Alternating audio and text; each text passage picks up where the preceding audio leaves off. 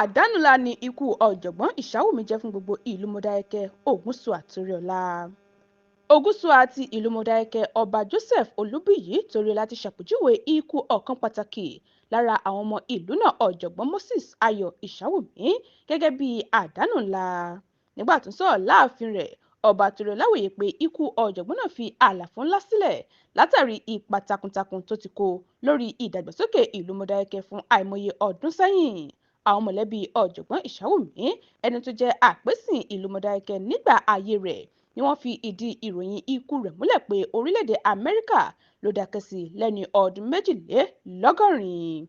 Ogunṣua ṣàlàyé pé yóò ṣòro láti rí akíkanjú tí yóò dí àlàfo tí olóògbé fi sílẹ̀ nítorí gbogbo nǹkan tó ní pátápátá ló fi sí ìlú Mọdakẹkẹ nígbà ayé rẹ̀. Ọba Toriọla sọ síwájú pé ikú ọ̀jọ̀gbọ́n Iṣawumi dùn òun púpọ̀, ṣùgbọ́n òun nígbàgbọ́ pé kò sí ewé tó lè jábọ́ lára igi láìṣe pé Ọlọ́run mọ̀ sí i.